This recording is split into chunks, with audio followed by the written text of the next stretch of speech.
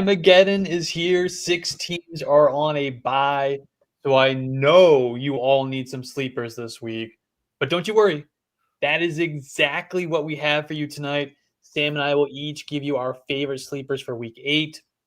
Then we'll spend a few minutes answering questions before we cap things off with our flaming hot, bold predictions. Brought to you by Cheetos.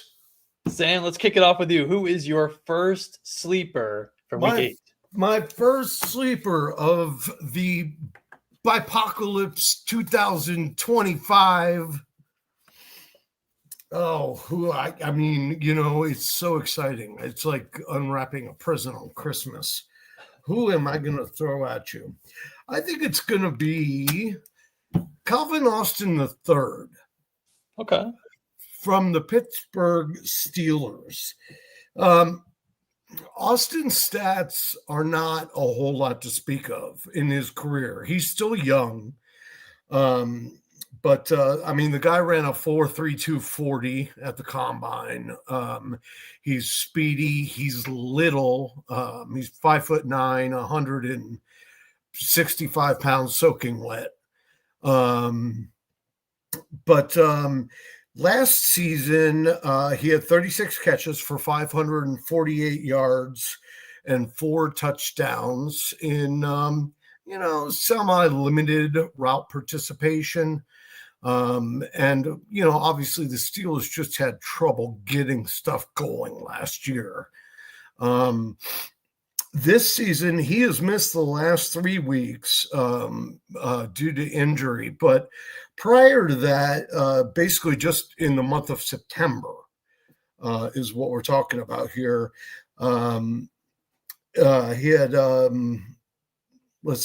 17 catches, 2 touchdowns.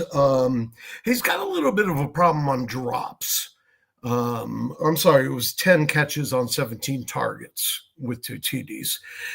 He's got a little bit of an issue with drops, but if the volume is there, hopefully, that's something he can curb, or it just won't make a difference. This is a speedy guy that can stretch the field. And I think that in the last several weeks, Aaron Rodgers has been playing much and much better. And at this point, DK cannot be the only receiver available.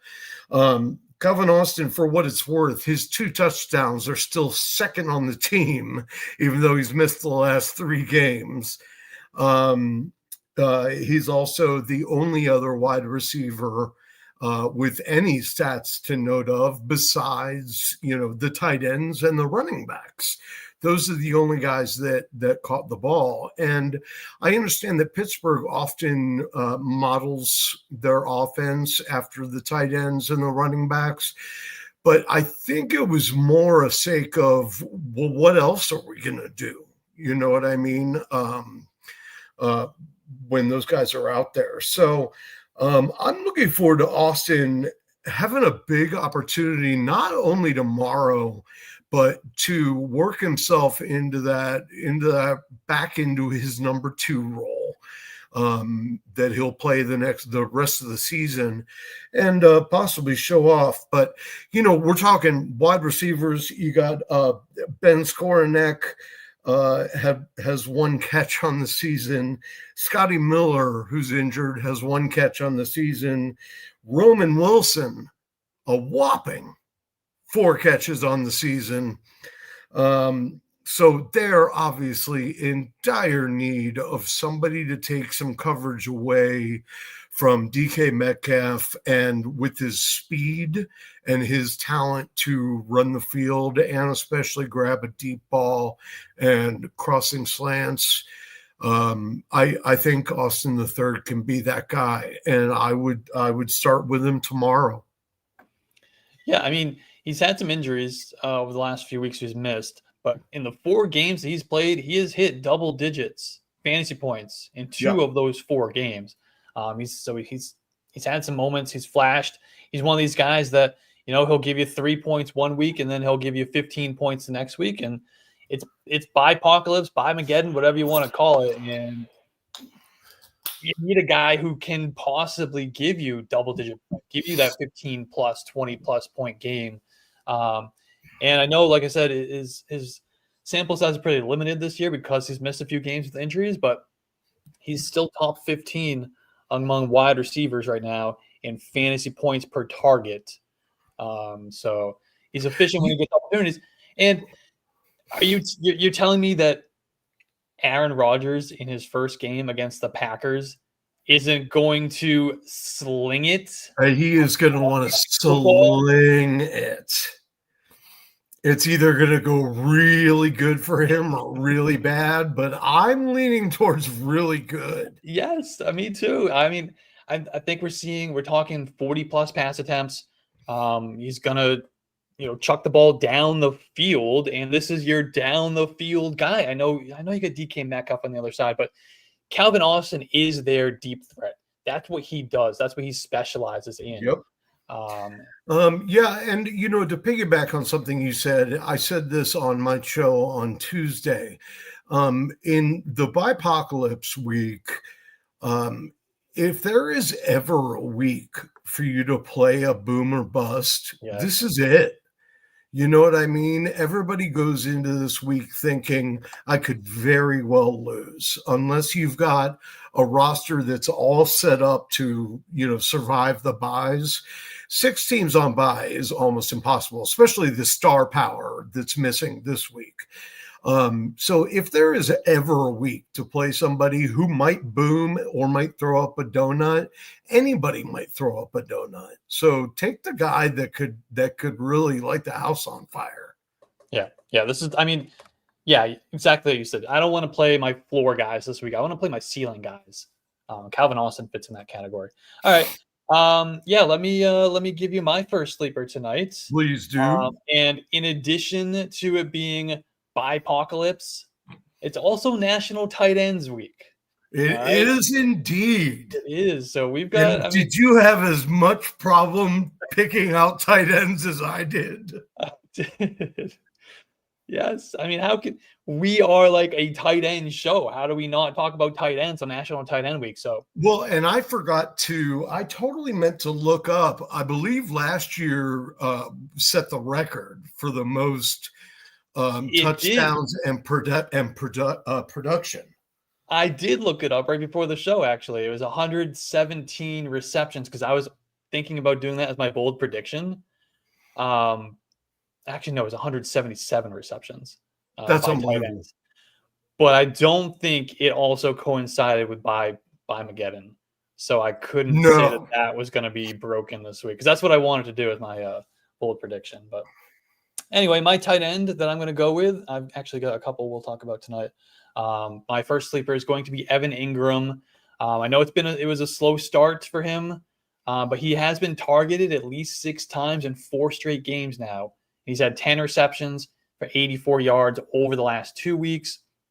His route participation is still only in like the 60% range every week, but he's top 3 among tight ends in targets per route run. So at least he's getting those opportunities when he's out there. And 60% isn't horrible. It's pretty much about the same where Dalton Kincaid lives every week. Yeah. So we can get a lot of production out of that. And we know how bad this Cowboys defense has been this season. They've allowed the most passing yards, the most passing touchdowns. And while they haven't exactly faced a gauntlet of tight ends, don't worry, I'm not going to go through the schedule. I learned my lesson. I'm not doing that again. But they've still allowed the 6th most receptions, 12th most receiving yards to the tight end position. Their offense, on the other hand, has been one of the best in the league, which means that the Broncos are going to have to throw the ball a bunch to keep up with them. Mm-hmm. So this game has shootout written all over it. It's the highest projected total game of the week at 50.5. Like I said, it's National Tight Ends Day this week. So to celebrate, I'm going to be plugging in Evan Engram into my lineups with confidence. And I do have a bonus play for you off of this. Another Bronco I want to look at just real quick. I want to talk about RJ Harvey. This is a game environment. game environment like this just makes RJ Harvey a really interesting sleeper. Kind of fits in with what we talked about with Calvin Austin. But the passing volume should be there. There's an elevated chance of an explosive play in both the run game and the receiving game in a game like this against the Cowboys. He doesn't get on the field a ton, but he does have a passing downs role. He's got a 12% target share or higher in 3 of his last 5 games. So he could factor in a little bit in this game, help you through the buys. What do you think? I like it a lot, and I think everybody was a little presumptuous, thinking that Engram was going to bring everything he had with him from Jacksonville into the offense at Denver. It's 2 different teams. It's 2 different quarterbacks. You can't expect that, but I think we were all a little bit surprised at how the year started for him. But he's definitely turning up, and he's definitely getting more targets. And once again, this is a start him if you got him in this game. You know what I mean? You got to play all the offense on both sides. Yeah. Thinking it's going to be. I mean, I think 50 is maybe a little. It might be a little low. I'll take the over. Yeah, I'm taking the over too. I mean, unless Surtain can really shut down CeeDee Lamb, but even if he does, you got George Pickens on the other side. Yeah, Jake so Ferguson. I like the pick. And for National Tight Ends Day, who's better? All right, what do you got? What's your second sleeper? I'll hop right on the tight end train. This is not my favorite tight end of the week. I am going to mention my favorite, but this is the one. If you got beat to the waiver wire for an umpteen number of guys, somebody that is really flying under the radar is the rookie Gunnar Helm in Tennessee for the Titans. Everybody this year talked about how this was going to be a possible breakout season for Chig Okonkwo, and it has not been. He just hasn't really looked very good, and then he was banged up a little bit. But Helm out of Texas, they drafted him in the 4th round, and probably the only reason he made it to the 4th was because his 40-yard dash was like 4.8, I think. 4.84. Yeah, but he had a twisted ankle that he didn't tell anybody about. So he basically hobbled through a 40-yard dash. Still got a sub-5, which is not horrible for a tight end. But I digress on that. He's got 17 catches for 149 yards this season. Hasn't found the end zone yet.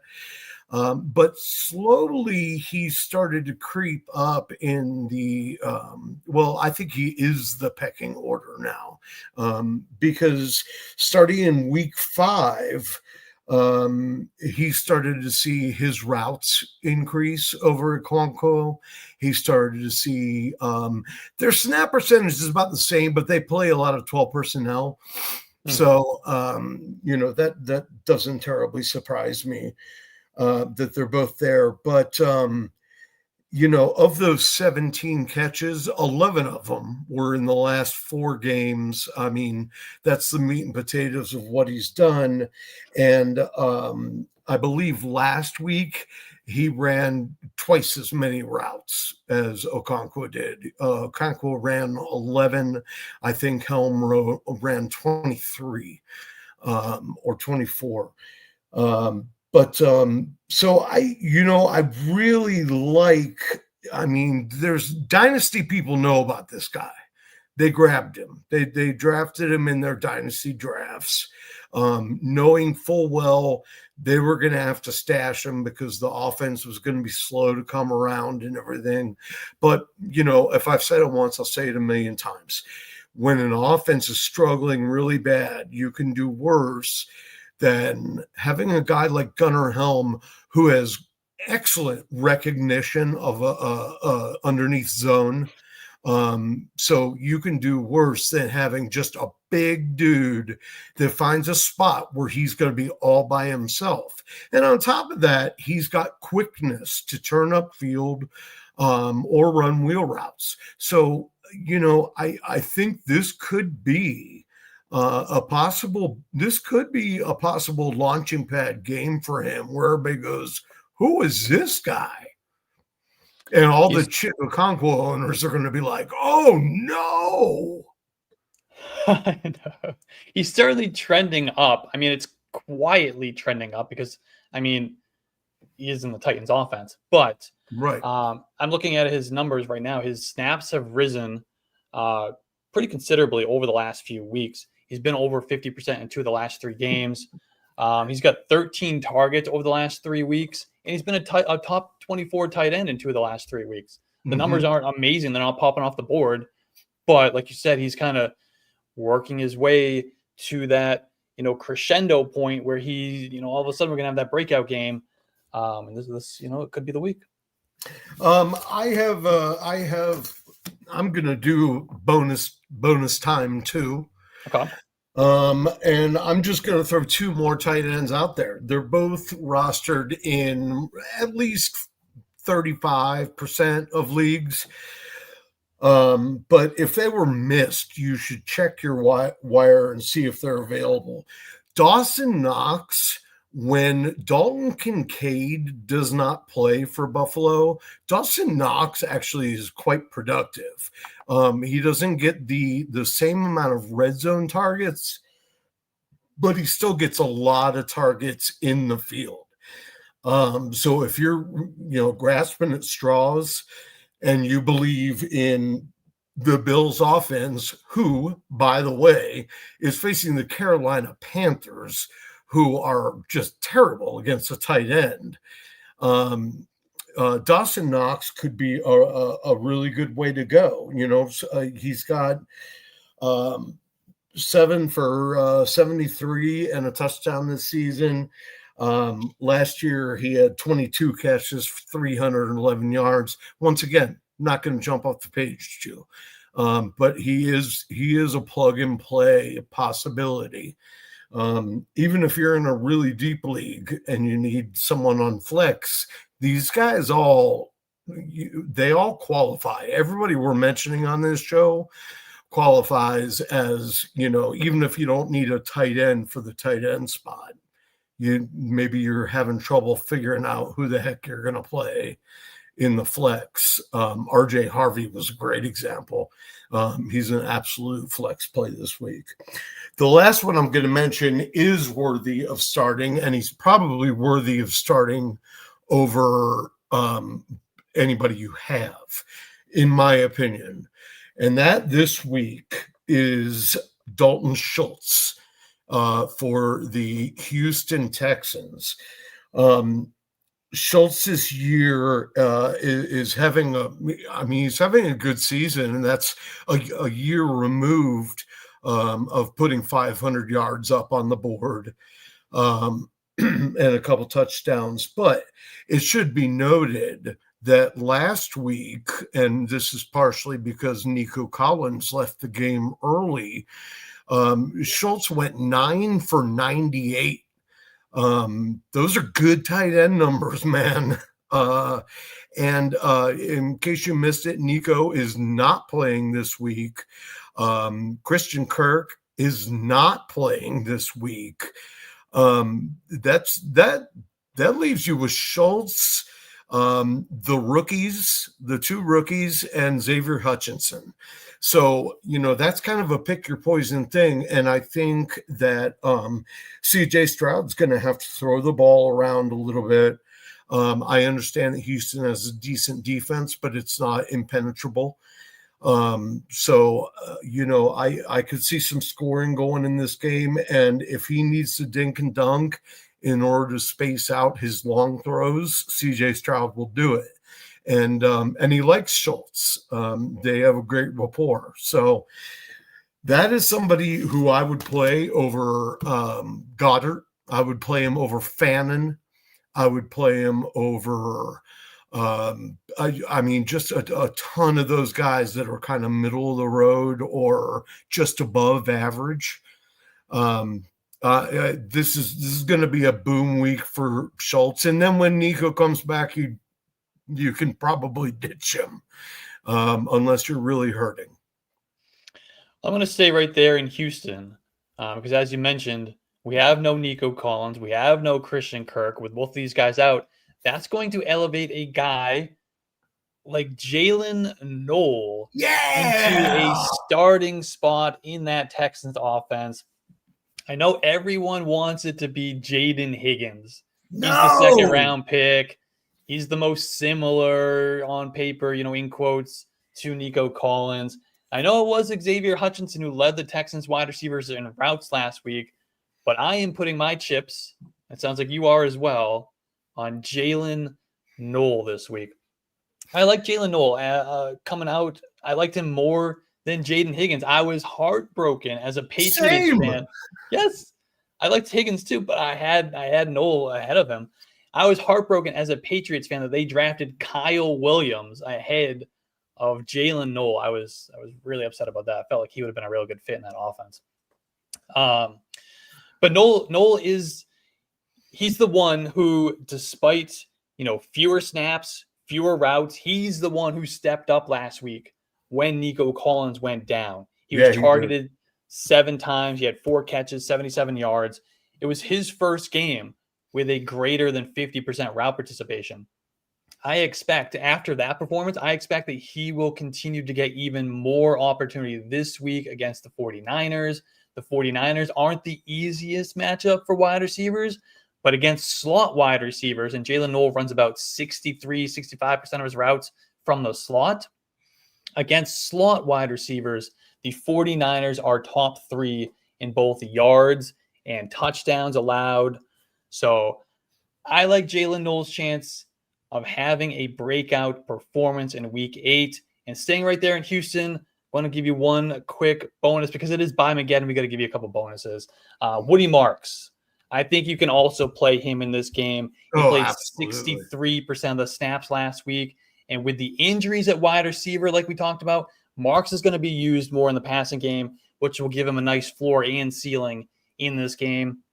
And the 49ers have allowed the 5th most receptions and the 2nd most receiving touchdowns to running backs this season. So yeah, there's opportunities for quite a few players in that Texans offense. It's just who you trust, is going to step up. Yeah, going back to Schultz again, I meant to mention that the 49ers also have given up 39 catches to tight ends. So that's also worth noting.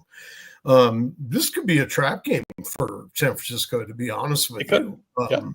If Houston's defense plays the way it's capable of playing, and just slow down McCaffrey. That's all you got to do, really, at this point. Slow down McCaffrey, and then, Mac Jones is going to have to work harder. I will say, because it's National Tight Ends Week, if you have been stashing, George Kittle through his injury and he was terrible, he did nothing last week, and you're afraid to play him, George Kittle invented National Tight Ends Day. Yeah. He's going to have a day. All right. Don't be afraid to play George Kittle. Plug him in. They should just call it George Kittle Day. I know. Just plug him in. He's going to blow up. Yeah, I like that. I like both those calls. And that's weird because I really didn't expect to use the Texans very often on this show. So it's kind of nice to see 2 of them popping up. And for your comments on Noel, I was the same way with him coming out. Not only did I think that he was going to be the guy opposite Nico Collins, and they're like, oh yeah, everybody's talking about the height. And I'm like, dude, did you see this guy play in college? Like he could jump over Higgins. Like, I mean, and come down with balls that he has no business getting his hands on. He is not your classic slot receiver. He's no Hunter Renfrow. He's got juice. He's got explosiveness. He's got a little bit of Lad McConkey in him. Yeah, he does. He's a dog. All right. Who's your third sleeper here? My third and final sleeper, and man, I have been all this season, anytime somebody mentions his name, I'm like, I'm just not buying it. But I'm finally starting to drink the Kool-Aid. And that is Brashard Smith, the running back for the Kansas City Chiefs. Yes. Brashard in the blowout against the Raiders came up with 14 carries for 39 yards, caught all 5 balls that were thrown to him for another 42. If you're counting at home, that's about 13 fantasy points. He's not rostered hardly anywhere. Even people that are kind of wise to him just think that they'll beat everybody to the waiver wire when that time comes. So he's out there, he's available, and Kareem Hunt is questionable this week. And if you're like me, you hate Kareem Hunt anyway, because he shouldn't even be out there. But Kareem is questionable. He's got a bone bruise. If he doesn't play and Brashard plays, then at the very least, Brashard gets every fucking pass catching duty out of this offense. I mean, you're talking about a guy that through 4 years in college had 108 catches out of the backfield. He had over 2,000 scrimmage yards. His senior season, he had 1,000 yards rushing for like a 6.0 average and scored like 18 touchdowns. That's absurd. He is way, way more talented than a 7th round pick, which is where they got him. And isn't this always what the Chiefs do? They always get somebody at the very end that no one was paying any attention to. And then you go look at the stats and go, how did that guy go in the 7th round? And I'm guessing it was because of size. He's 5'10", which isn't huge, but it's not bad for a running back. And he's like 165 as well. But he's an inch taller than Calvin Austin. But so I like the opportunity that Brashard has in front of him, and I think even if Hunt does play, even if he's slowed by the injury or can't take his normal amount of snaps, I think we're going to see Brashard Smith a lot more after the way he showed up to the Vegas game last week, because that's how Andy Reid operates, man. If you prove him right, then you're just going to get more and more and more. He was talking him up this week a little bit. And I loved Brashard Smith through the whole draft process. I've been there since day one. I ranked him probably a little irresponsibly high at one point. But he's a converted wide receiver. He was a wide receiver for, I believe, his first 3 years in college, and then he transferred to running back. And the Chiefs are using him from both the backfield. They're using him in the slot. They're using him out wide. They're throwing screen passes to him as a wide receiver. He's getting carries out of the backfield. And I know that a lot of what he did last week came, in garbage time as, they were blowing him out. But he did still have some opportunities and some snaps, and he has in previous weeks as well, when the game is very much competitive. So his role is growing, even if it, took a little bit of a extra leap last week because of the Hunt injury and garbage time. But you don't think they're going to have garbage time this week with Marcus Mariota and the Commanders on the other side? That defense has been playing terrible. I hope not. I got a lot of Commanders going this week. I do want to catch myself. I said he weighs 175 pounds. I misspoke. It's 195. I know. I gave you a look. I was going to let it go, but I gave you a look. Yeah, he's a little bowling ball. Yeah. So I mean, he's not a small dude. And I also wanted to mention that besides the fact that he had 6 yards per carry in college, that's 7.2 with the catches. He also ran a 4.39 40. So this is a guy who, I mean, if he gets space in front of him, he could break one open. I mean, he could break a screen open if he gets in and out of the defenders. So hasn't happened yet, but it's gonna happen. He's gonna it is break going to something. happen at some point. He's gonna break something, and like I said, Andy Reid's been talking him up, so that he's gaining trust with that coaching staff. So he's gonna get more and more opportunities, and I would love to see him have a big breakout week this week. This is another team, Kansas City. That's a start of them if we got them this week. Everybody, all of them, just play them all. Yep. All right, and I'm going to move on to from the Chiefs offense to a very depressing offense, and that is the Jets.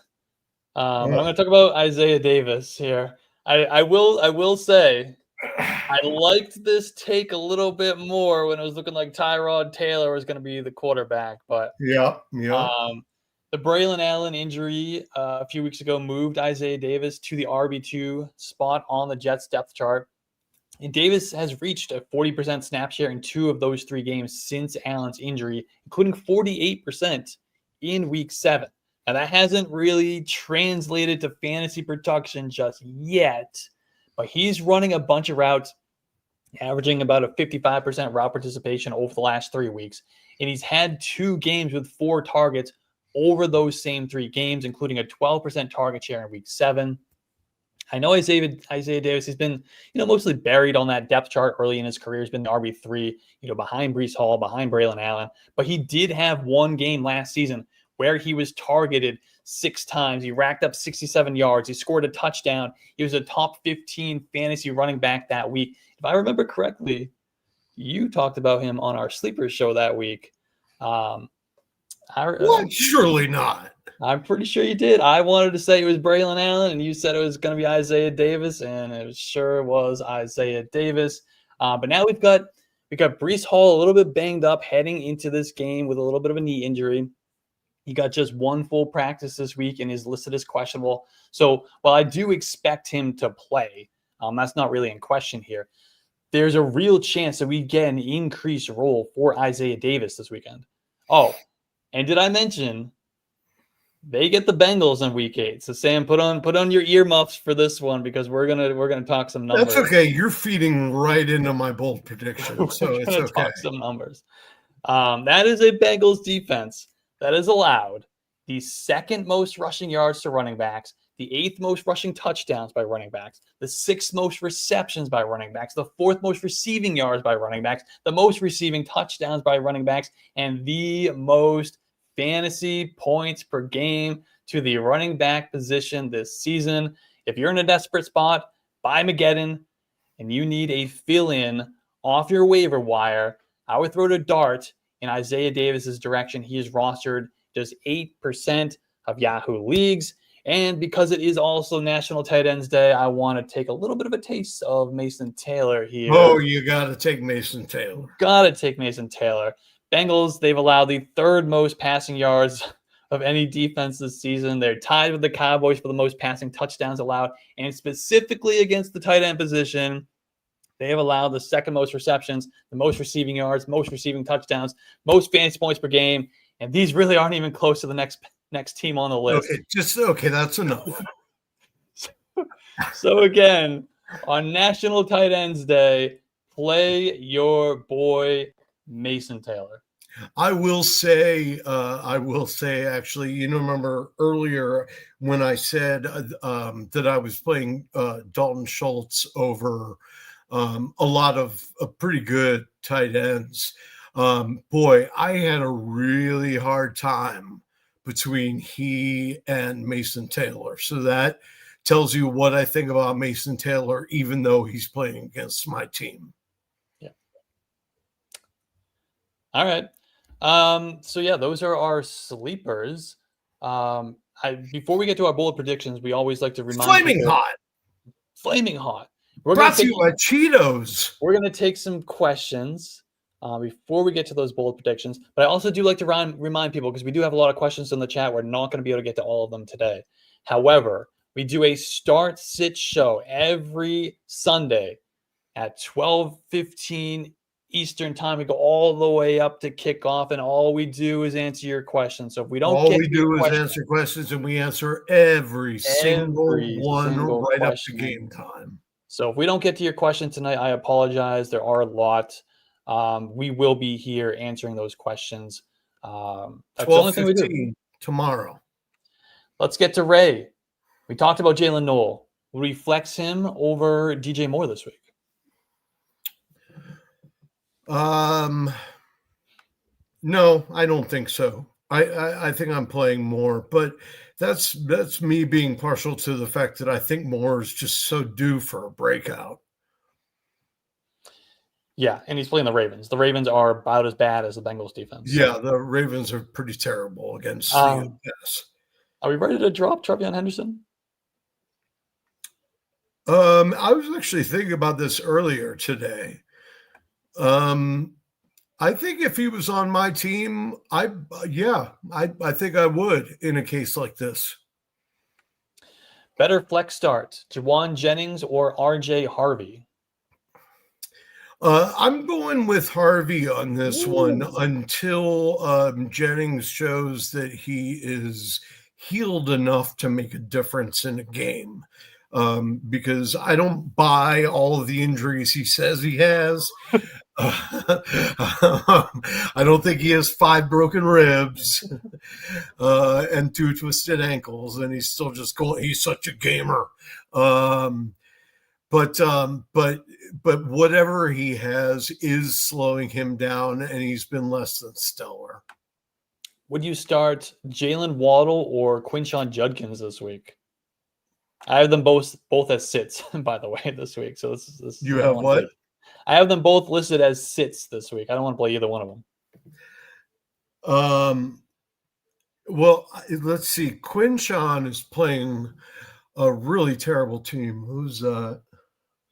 I can't remember. They're pretty good though. They're better than the Bengals. Oh, you think so? A little bit. Even though New England's run defense is pretty good, I'm running Quinshon Judkins out there. He's just, I honestly believe he's just different. You know what I mean? He's what we wanted Ashton Genty to be, and I know he was playing Miami when he blew up, but still. Yeah, I agree. If Drake London ends up being out, he popped up today with a hip injury, I believe it was. Do we start J.K. Dobbins or Rico Dowdle in the flex? This is from Infinite Noah. Well, first of all, I think London will play. I do too. I don't think he's going to miss Cousins' first game. And I like London out of those 3 if he does, for sure. Of course, yes. I would have a really, really hard time with Dobbins or Dowdle. I'm counting on Dobbins having a good game against the Cowboys. However, Dowdle is they're playing the Bills, right? Yeah. Yeah. I saw a stat the other day that Dowdle, when he runs to the left side of the line, he averages somewhere between 7 and 8 yards per carry. And consequently, the Bills also allow more yards to that side than any other team in the NFL. So if they, if I know that, then I'm sure Carolina knows that. And that's an opportunity where Dowdle could distance himself from Chuba Hubbard and put him back in the rearview mirror. So I guess I would take the risk and go with Dowdle. If I need the floor play, I'd go with Dobbins. If London plays, I'm going with London. Both great matchups this week. I do lean a little bit J.K. Dobbins over Rico Dowdle. I just think we have a better understanding of his role at this point than we do Rico Dowdle. So I'm going to play Dobbins over Dowdle. But it is close. I think they're both good plays. They're both top 16 running backs for me this week. How about Tony Pollard or Ramondre Stevenson? No.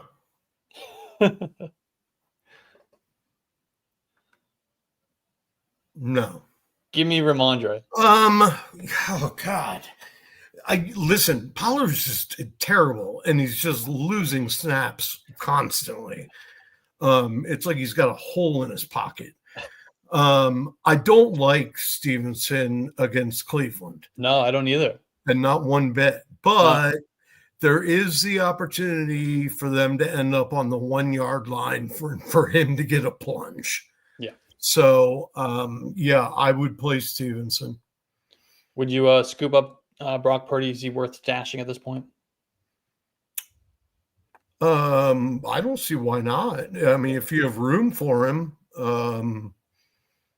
I've been holding on to him in numerous leagues. Yeah. I mean, he's shown before he can be a top 12 quarterback when he's healthy.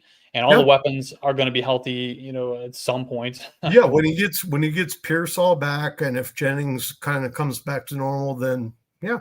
Even Ayuk is going to be back at some point. How about full PPR? We need a flex play. Woody Marks or Isaiah Pacheco?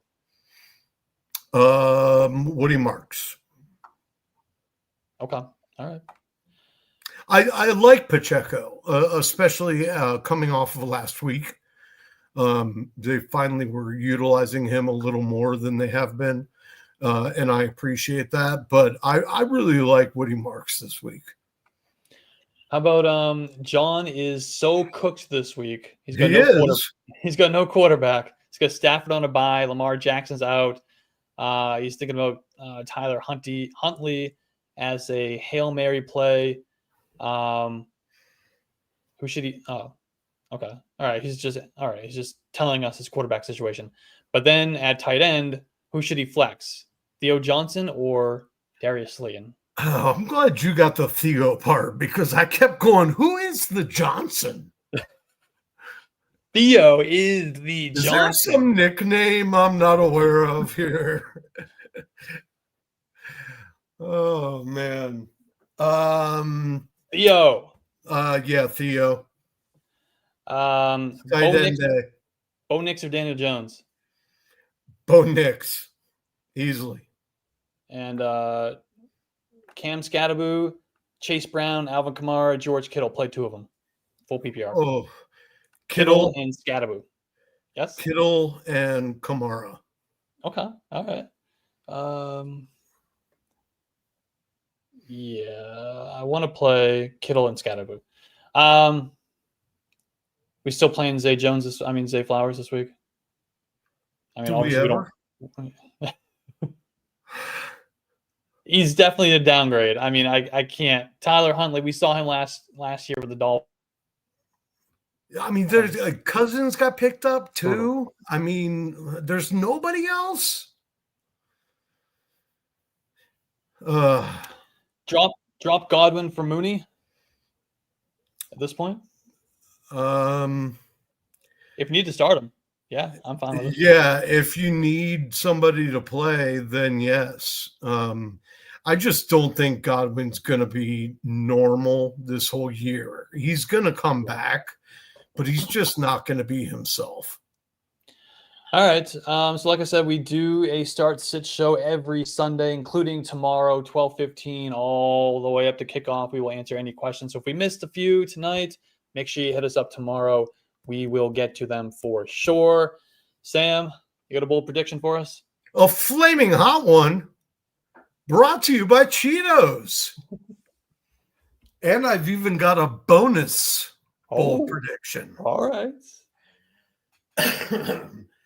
My bold prediction is that the hapless Cincinnati Bengals are going to pound the New Jersey Jets of New York, Meadowlands, Central Park adjacent, to the tune of 3 touchdowns. Joe Flacco is going to finish the week as the QB1. Ooh, all right. I love it. Do you want to hear my little side bonus bold I would prediction? love to hear your bonus bold prediction. I think John might appreciate this one considering what he just put in the chat. I usually have a hard time getting you to come up with one bold prediction. Now we got two. Yeah, I mean, it's National Tight Ends Day, and it doesn't involve the tight end, but any excuse I can do to hear myself talk more.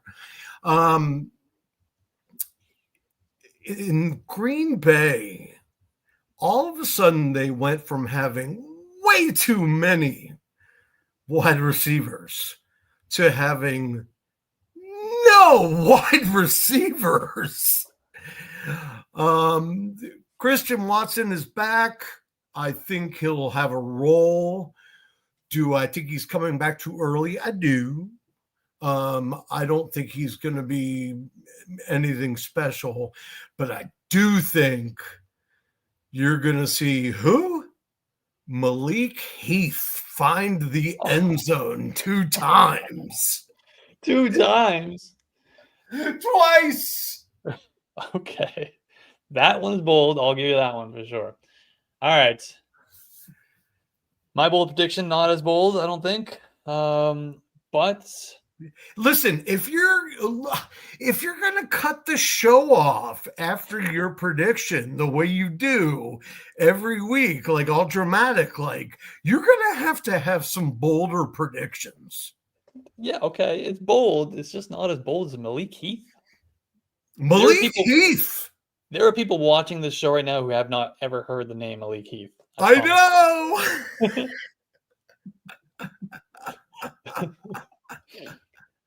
All right. I'm going to go to the quarterback position. I'm going to go down to Atlanta. We got Michael Penix probably out this week. Kirk Cousins is going to start against the Dolphins.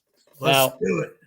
I don't know if he's going to light up, the fantasy point scoreboard this week. I'm a little bit worried about passing volume because they're going to just blow them out. Bijan's going to put on a show. With that said, and I'll share, yeah. Kirk Cousins, my bold prediction is that Kirk Cousins, some way or another, whether it's a Michael Penix injury, whether it's just Michael Penix is just terrible. Kirk Cousins, also, I just want to say, Kirk Cousins was injured last year, which is why he was so bad. He injured, obviously coming off the Achilles, then he injured his elbow and his shoulder. He couldn't really put much on the ball.